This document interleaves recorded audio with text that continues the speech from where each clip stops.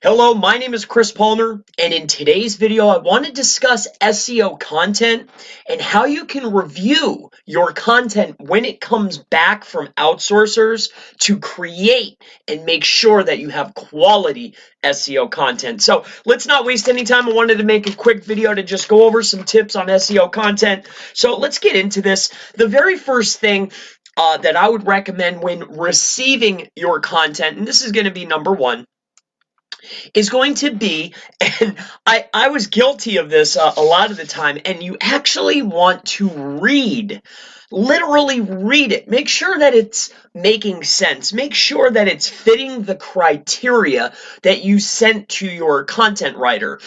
As you know, when you're outsourcing your content, the more you pay, generally, you will receive better quality content, and it could already be optimized depending on the services or service or person that you're using. But a lot of the times we as SEOs, we want to just get content. We want to receive our content at the lowest cost and then make our adjustments after we receive it. So number one is going to be review and read the content. All right, so that's going to be number one. Read it and review it. So that's going to be read and review. That's absolutely going to be number one. Now let's move on to tip number two. Now, number two is going to be the structure, the quality. This goes into review and read, but the structure, the layout. Where are you going to add your multimedia? Where are you going to space it out? What is the structure? Does it match your criteria? Is it structured properly?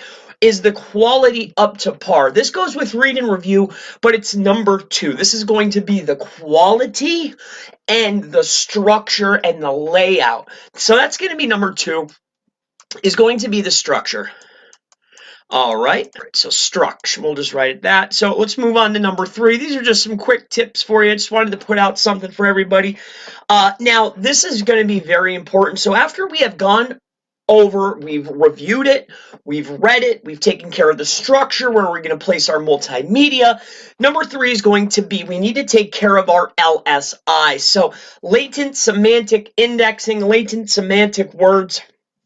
These are the words, right, that come up inside of a paragraph or a sentence or in the conversation when talking about a topic or a niche. So if you are selling laptop computers, words that would come up a lot with laptop computers might be mouse, keyboard, screen, things of that nature. So your LSI, making sure that there's LSI to make sure that it's the most relevant, right? It's LSI equals relevant to the topic or niche. So we need to make sure that our LSI is up to par and matching the topic or the niche, because this is how, in my opinion, one of the ways that Google determines how related or how relevant, and will also determine the quality of your content. So number three is going to be adjust, correct your LSI. Let's move to number four. So keyword density, this is debated a lot of the time, but keyword density, TF-IDF, that's term frequency or your inverse document frequency. Basically, TF-IDF stands for he who has the most of this keyword on the page compared to the amount of pages that have been created is the one that will reign supreme. So taking care of your keyword density is still a priority for 2020 for your SEO content. You need to make sure that your term frequency and your keyword density is up to par with what is already ranking, along with the word count. This is very, very important, especially for 2020. So number four is you need to cover your density, right? Density. I hate writing with my mouse, but in any case, so we have our density, and the next piece of that is your TF-IDF. So the very last thing, and to me, I'm going to make sure I put it on the same page here. So to me, this is going to be very, very important. After we've reviewed and we've read, we've set up our structure, we've taken care of our LSI to correct the relevancy, make sure that it's relevant with what's already out there and better. We've taken care of our density and our TF, IDF. Number 5, what I like to do is throw it into a tool called Grammarly. Now, Grammarly, we're just going to write that in here, Grammarly. Now, there's numerous tools out there, right? Hemingway Writer is another one that I've used that I enjoy, but you get your content, you toss it into Grammarly, Grammarly Pro, and here's another tip for you. If you're looking for Grammarly Pro, go online, go to a search bar, right, Google, type in shared accounts. You can get a yearly shared account for $5. This will certainly help you out.